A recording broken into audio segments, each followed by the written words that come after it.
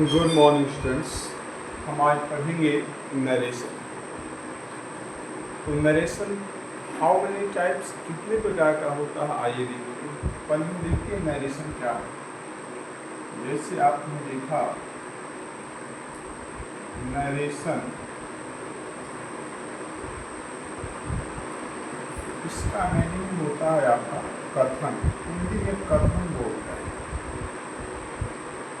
क्या बोलते हैं? कथन, राइट। नरेशन हमारा जो है 2 टाइप्स होता है। पहला होता है आपका डायरेक्ट नरेशन। डायरेक्ट नरेशन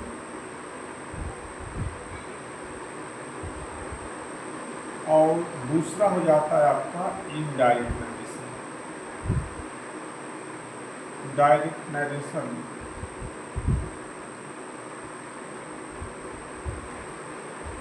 अब इसमें हम देखेंगे कि दोनों में डिफरेंस क्या है। आपने देखा नरेशन, नरेशन मीन्स कथन। किसी वक्ता के द्वारा, किसी स्पीकर के द्वारा कोई कही गई बात। Any person if says any lines, that lines is called narration. क्या बोलते हैं? Narration.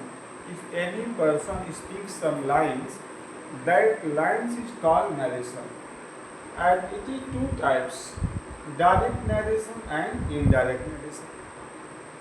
What is difference between this both narration, direct and indirect narration? Let us see.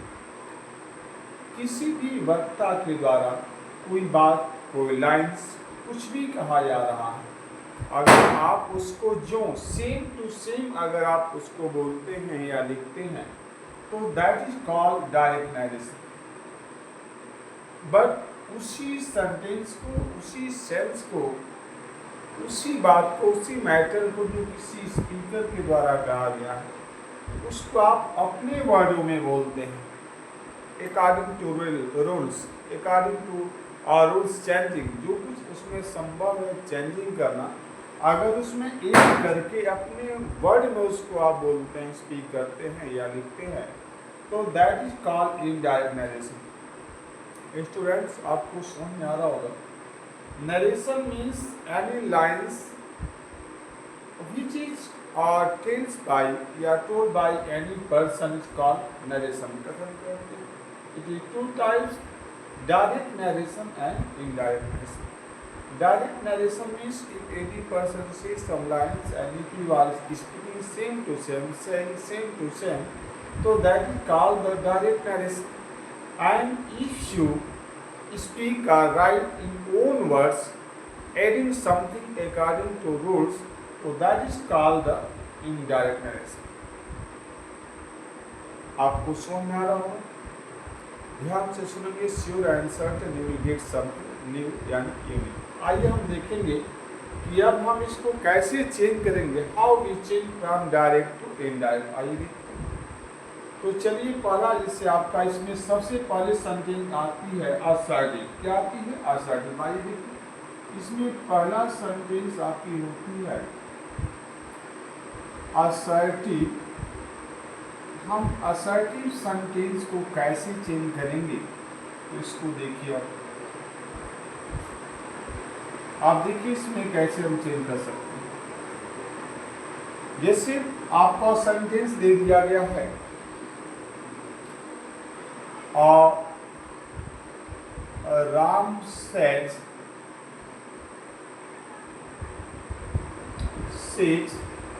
और यहाँ पे दे दिया गया है he is a boy, right.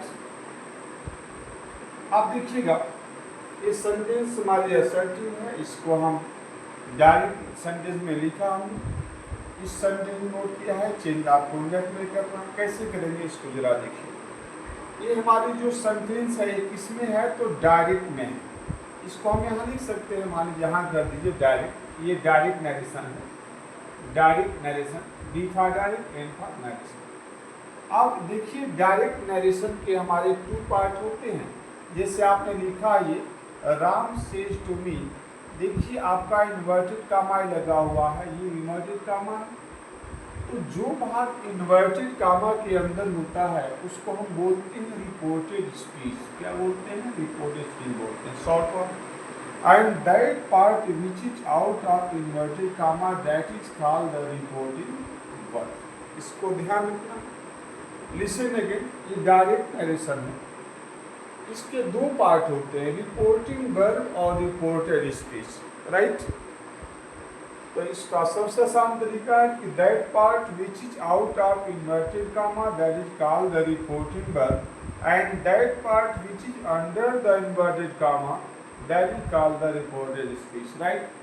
तो ये हमारी दैट के दो पार्ट हो गए। अब हम इसको कैसे और इनडायरेक्ट में चेंज करें, आइए देखते हैं। तो देखिए हमारी ये असर्टिव हमने लिखा है।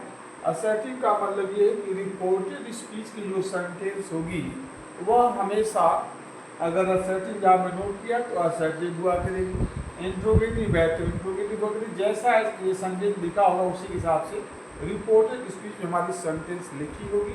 और उसको हम कैसे चेंज करेंगे, आइए इसको देखते हैं। देखिए इसको चेंज करने से पहले इसमें कुछ रूल्स उसको बता दें। इसका रूल ये होता है कि अगर रिपोर्टिंग वर्ब प्रेजेंट टेंस या फ्यूचर टेंस में हो तो रिपोर्टेड स्पीच के जो टेंस होता है यानी वर्ब उसमें कोई बदलाव नहीं होता है। बाकी आप चेंज कर सकते हैं, पर्सन वगैरह स्टेप बाय स्टेप सीखेंगे। पहले हम इसको देख लेते हैं। तो जैसे हमने आपको बताया कि रिपोर्टिंग वर्ब अगर प्रेजेंट टेंस या फ्यूचर टेंस में हो तो रिपोर्टेड स्पीच के टेंस में कोई बदलाव नहीं होता। क्या बदलाव होता है? तो असर्टिव सेंटेंस जब यह है तो यहाँ पे इन्वर्टेड कामा को हटा करके दैट लगा देते हैं, ये आपका चेंज कर देना है। सेज दिया गया, अगर इसके बाद ऑब्जेक्ट होगा तो सेज को टेंस में कर देंगे, लेकिन ऑब्जेक्ट न दिया हो तो इसको सेज का सेज ही रहने देंगे। आइए देखते हैं कि इसको हम कैसे चेंज कर देंगे। आपका डायरेक्ट हो गया, अब इसको हम इनडायरेक्ट में चेंज करेंगे तो कैसे करेंगे। देखिए आपको दिया गया सब्जेक्ट में कुछ भी बदलाव नहीं करना होता है, आपको सेम लिखना है। राम दे दिया गया, सेज के बाद ऑब्जेक्ट नहीं दिया है तो आपको सेज ही लिखना है, राइट। असर्टिव सेंटेंस है, जैसे कि आप देख रहे हैं असर्टिव सेंटेंस क्यों कहा जाएगा, because this sentence started with the subject. Subject से अगर कोई भी सेंटेंस शुरू हो रही है it mean that is the sentence under the assertive, या उसको हम सिंपल भी कर देते हैं। चलिए अब यहाँ पे हम क्या करते हैं, इन्वर्टेड कामा और कामा को डाल देते हैं, दैट लगाते हैं। रूल्स है असर्टिव सेंटेंस रहेगी तो यहाँ पे कंजक्शन ऑलवेज यूज दैट, आप दैट ही इस्तेमाल करेंगे, दूसरे किसी कंजक्शन का इस्तेमाल नहीं करेंगे। जैसे ही दिया गया कैपिटल में दिया गया, इसको एच कैपिटल उसमें कर देंगे, स्मॉल में ही होगा, ईच का ईज ही रहेगा, और ए कर दिया आपने यहाँ पर वाई कर दिया, आपका इन्वर्टेड कामा हट जाएगा, फुल स्टॉप लग जाएगा। ये हमारा क्या हो जाएगा, आपका इन और डायरेक्ट और नरेशन हो गया, राइट। तो इस तरीके से आप इसको बना सकते हैं। आइए हम कुछ और एग्जाम्पल देखते हैं। जैसे आपका फर्स्ट था, सेकंड देखिए। जैसे आपने लिखा रमेश सेज और टू मी आपने लिख दिया, और यहाँ पे आपने लिखा सी इज और टीचर आपने कर दिया। इसको चेंज करना है तो देखिए कितना सिंपल है, आपको कुछ नहीं करना है। यहाँ पे आप रमेश लिखेंगे, सेज के बाद देखिए ऑब्जेक्ट दे दिया गया टू बी। जब ऑब्जेक्ट दिया हो तो हम सेज को जो है सेज को टेल्स में चेंज कर देते हैं। किसमें? टेल्स में। इस्तेमाल कर दीजिए इसको, आपका टेल्स हो जाएगा। ऑब्जेक्ट होगा तभी ऐसा करना है।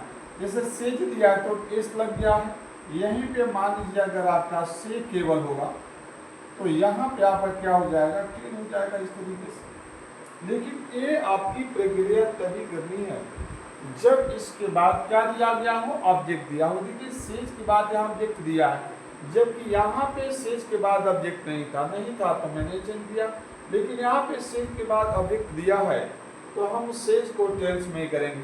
तो रमेश हो गया, सेज के बाद ऑब्जेक्ट दिया है तो आपको क्या हो जाएगा, ये टेल्स हो जाएगा, राइट। टू हट जाएगा, यहाँ पे आपने नहीं कर दिया। ये हमारी सेंटेंस असर्टिव सेंटेंस है। तो यहाँ पे आपको ध्यान है कि ऑलवेज यूज हियर दैट, आपने दैट का इस्तेमाल कर दिया। सी आपको चेंज नहीं करना, इसका रूल्स है, थर्ड पर्सन में कोई चेंज नहीं करते। आप प्रेजेंट टेंस या फ्यूचर टेंस में हो तो इसको चेंज नहीं करना, सेम लिखना है। तो ईज का इजी रहेगा। और टीचर है तो आप टीचर कर देंगे, इसमें कोई दिक्कत नहीं है। और फुल स्टॉप लगा देंगे। ये आपका डायरेक्ट था और ये आपने कर दिया इनडायरेक्ट। इस तरीके से आप चेंज कर सकते हैं, बहुत इजी टास्क है। आइए कुछ हम और भी एग्जाम्पल देखते हैं। चलिए फिर हम नेक्स्ट वीडियो में देखेंगे। Thank you. अगर आपको अच्छा लग रहा हो, पसंद आ रहा हो, समझ में आ रहा तो आप इसको लाइक करिए, डिस्क्राइब करिए और ज़्यादा से ज़्यादा जितना पॉसिबल हो सकता है इसको आप शेयर करिए। Thank you.